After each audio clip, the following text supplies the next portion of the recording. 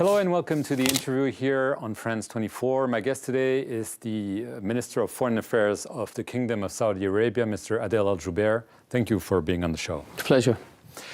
Saudi Arabia just announced that it was pledging $100 million to support the so-called G5 Sahel forces to fight a jihadist group in that African region.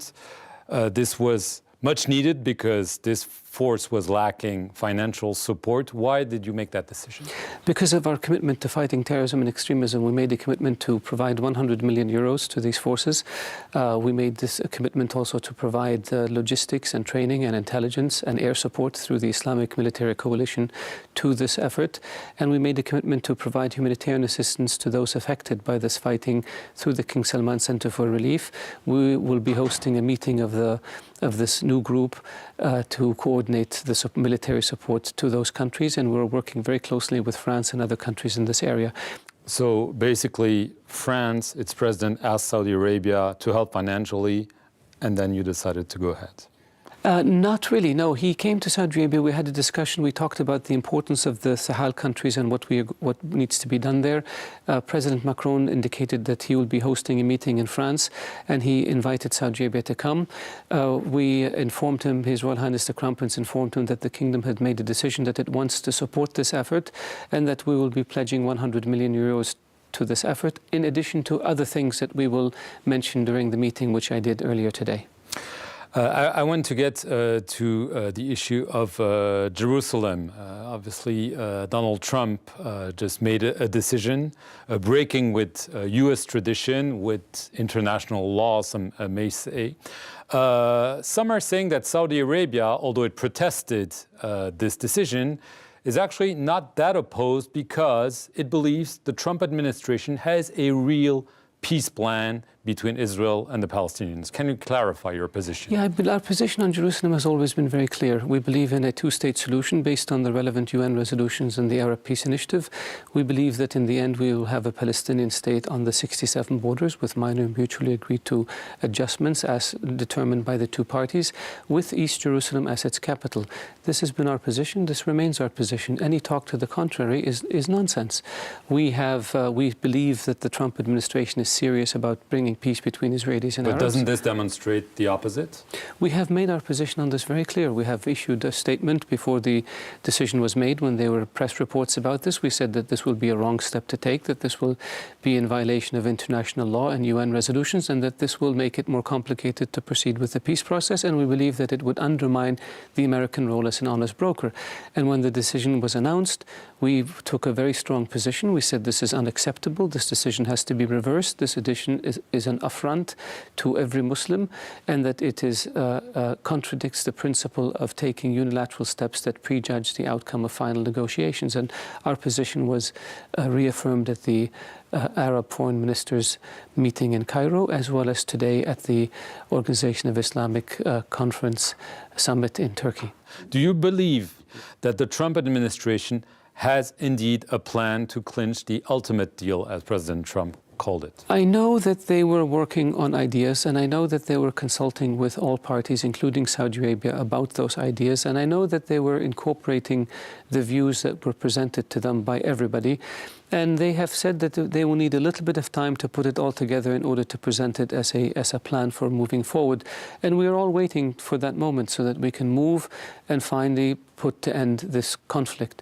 Now, whether what the administration will propose or not is acceptable to the parties remains to be seen, because, like I said, I don't believe that the plan that the U.S. administration is working on has been finalized yet. But what you seem to be implying is that they're still working on a two-state solution. That's what they're indicating to us, and that's what they have told us.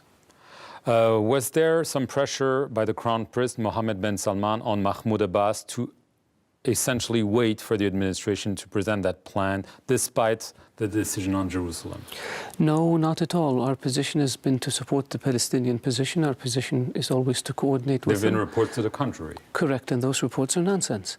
I was at the meeting when President Abbas came to Saudi Arabia and met with the custodian of the two Holy Mosque, King Salman, as well as met with His Royal Highness the Crown Prince.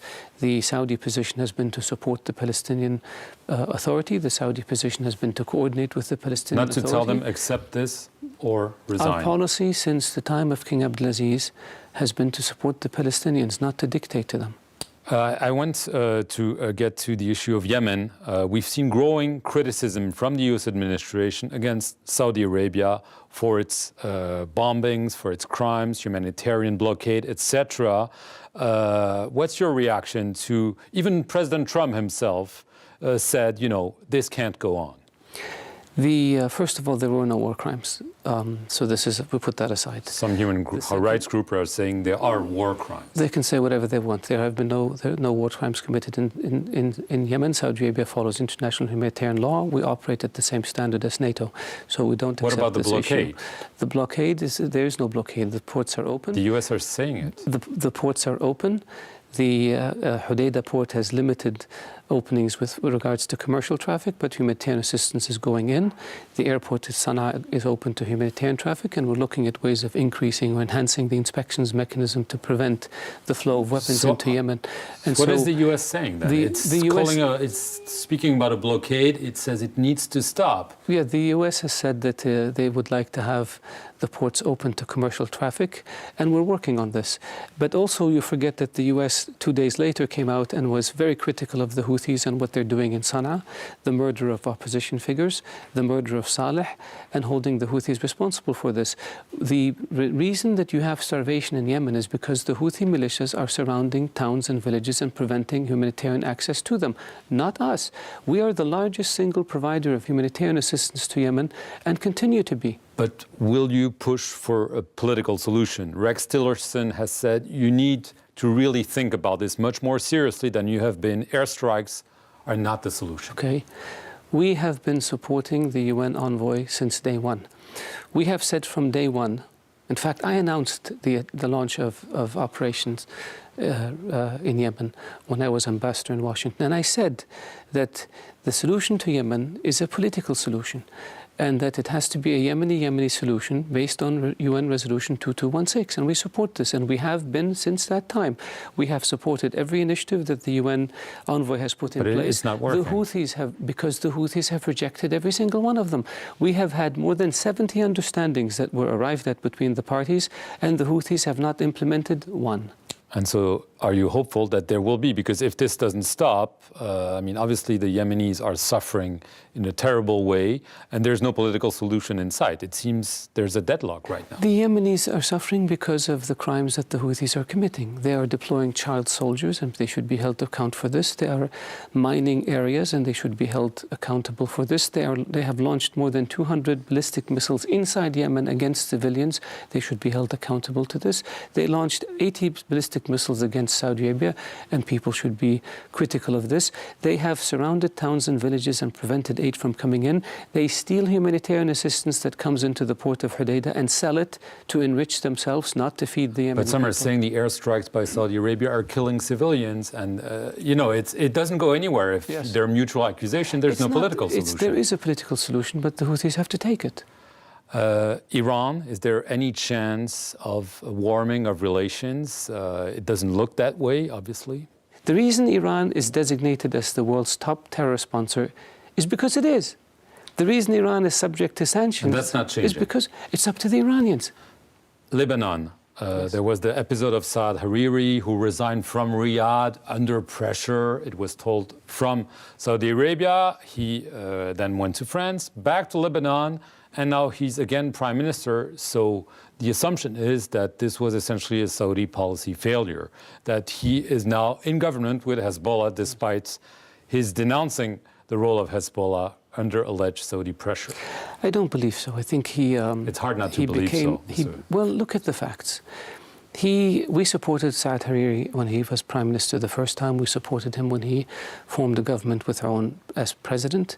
We supported his program, political program.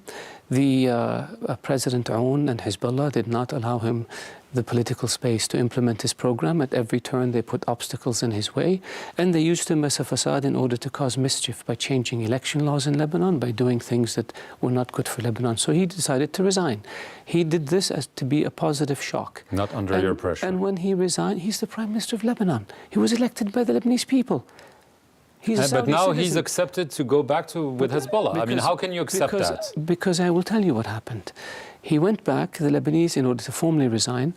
The President and the Speaker of the House told him that they will accommodate his concerns and that they will work with him, and that Lebanon will be neutral when it comes to events in the Arab world, and that they will give him the political space to operate. Is this happening? On that basis, they only made this deal 10 days ago or so we'll have to wait and see.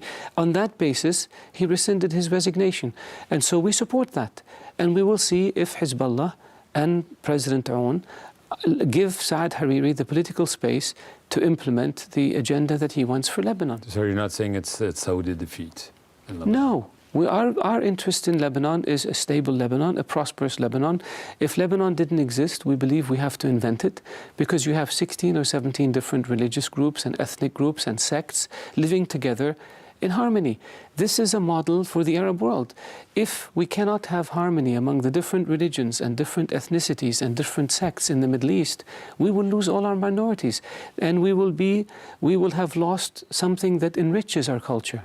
Last question. There are obviously lots of reports about Saudi-Israeli ties. There were reports today that the Israeli intelligence minister invited the Crown Prince to Israel. Clearly, there's a common enemy, Iran. They probably have the same analysis on Lebanon.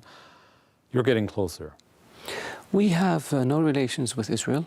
Officially. We have a roadmap for relations with Israel called the Arab Peace Initiative, that if we have a peace process and we have a peace settlement, Israel will have normal relations with all Arab countries and all Islamic countries. Then normal relations means diplomatic relations, commercial relations, trade relations. That's the future I'm talking about now. They're clearly covered. But now we don't have relations with Israel. Intelligence about Iran? We have no relations with Israel. Okay, thank you very much, Mr. Al-Jabir, for answering our questions. And thank you for watching this interview on France 24.